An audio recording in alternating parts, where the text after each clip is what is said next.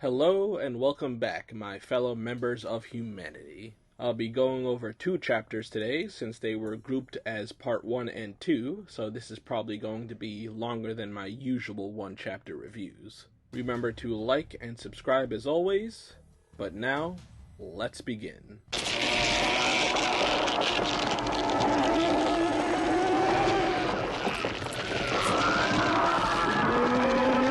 We start out with Zebi disguising himself and getting his staff back, while the Lawless are dealing with the Tyrant Bear. A nice detail I did not notice on my first read-through was I thought Zebi casted Feather Boots on himself, but he actually casted it on the other Lawless so they wouldn't get smashed by the bear.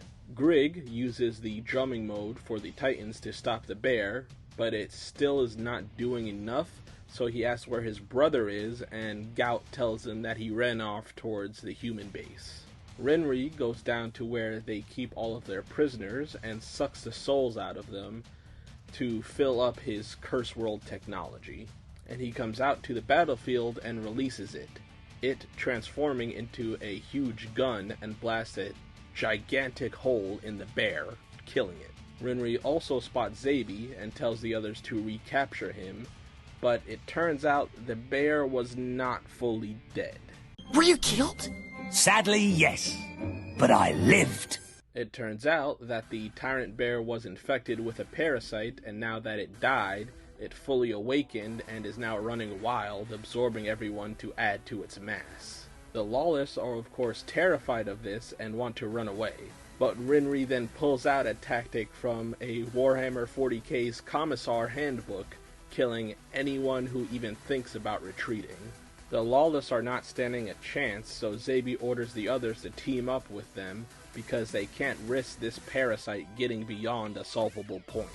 Renri fires another shot from his curse turret, but it just simply heals from it and attacks him, destroying the weapon. He is then saved by Zebi and the rest of them, and they all start working together to beat this thing.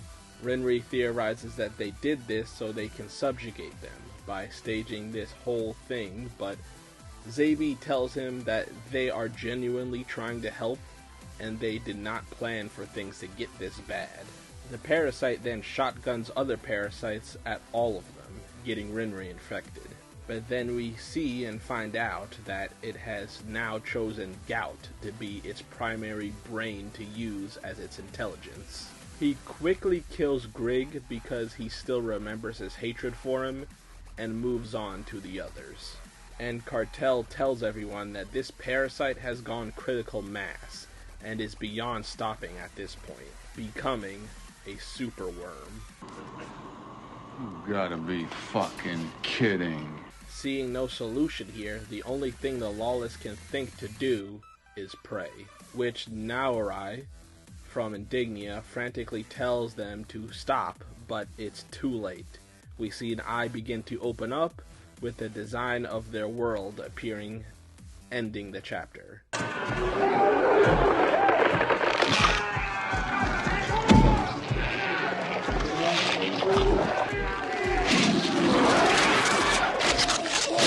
So I will fuse the discussion about the Tyrant Bear and the Parasite since they are pretty much linked in this chapter.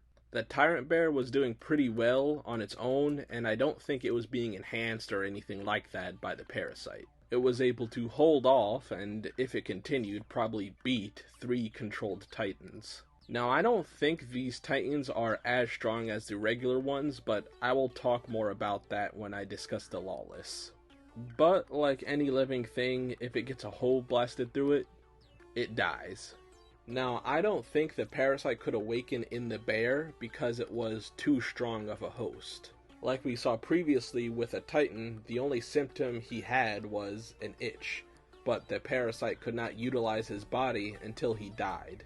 And the fact that the whole Crimson Forest is infected with these guys is a problem, because now everything that comes out of the forest could have a second form. Luckily, as long as you cook the parasite well done, it is able to be eaten. Now, moving on to the parasite design-wise, you have already seen I've been making comparisons to the Thing but it may also get its design from William Birkins from Resident Evil when he is infected with the G virus. I say this because of all the fleshy textures on it with the huge eye in the middle reminding me of his final form. We see it can absorb other beings into itself, adding to its fleshy mass, along with having super regeneration, healing from the turret shot that killed the bear in moments. It can also fire out immature parasites that have grown past the egg stage to infect others quicker. And it even fired out fully mature parasites to stop people from leaving the area. And they can most likely attack and absorb others as well, eventually being reabsorbed into the main mass. And then its most terrifying ability it has is to choose an intelligent brain of a being it absorbs to become the commanding host. So now it can think on a similar level to a human, and it keeps their memories. So for example, if someone gets absorbed into it, it may now know where the rest of your group is. Then by the end of the chapter, we see it go past the point of no return, becoming a superworm, which the head reminds me of a scene in The Thing.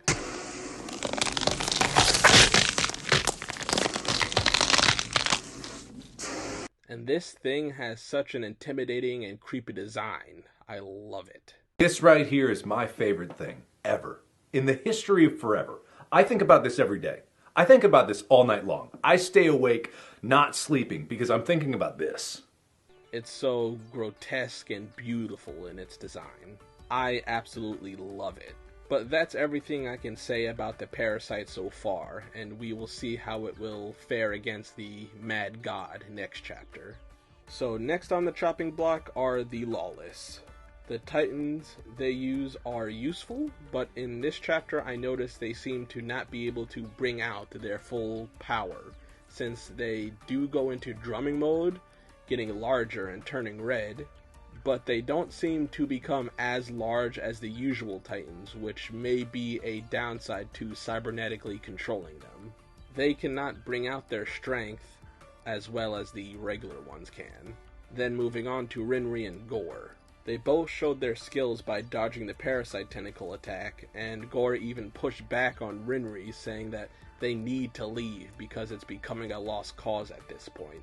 Rinri this chapter used another one of the Cursed Land's weapons, and I do think he went a little overkill with how many souls he used. Because with a 50 soul shot, it went through a bear and through other buildings in the background and beyond. 20 souls probably would have been the minimum amount to kill it. But the Parasite destroyed it, so it's off the table for use now. When Rinri tells Zabi that he is trying to kill them all, I think in his mind, because he is being so selfless, he will drag his Lawless group, which is already done for, and his own group of humanity into this mess, which could end up killing all of them. Or this type of behavior will kill them all in the future at some point. But we see he gets infected, and it's honestly scary that he did, because if he becomes the host mind in a Parasite collective being, it's gonna get bad. He will raise the danger of the Parasites by a decent margin, since we have already seen how intelligent he has been so far. Then, not a whole lot to talk about humanity-wise this chapter. Masayoshi takes both a W and an L this chapter because his plan worked to distract them, but it has now ballooned out of proportion. It basically got rid of all the Lawless, but has also killed some of our guys as well.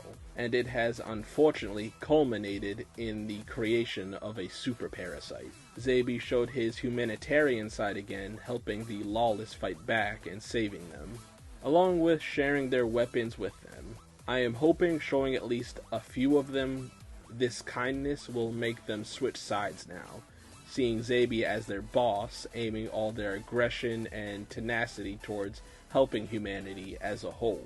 This could backfire on him, but we will see what happens after all of this is done. And now everyone is going to have to deal with the Mad God arriving, so I am sure Zabi can maneuver his way through this somehow. So, this was a great read for me, with it referencing one of my favorite movies. If you haven't, like the video, please. I am sure if you made it this far, you at least enjoyed it. And subscribe to help support me and to get notified when I get another video out. Make sure to check out the playlist for the series. I have all my chapter reviews there if you want to check them out. And now, I think that's about it. So, I will see you guys later. Bye, guys.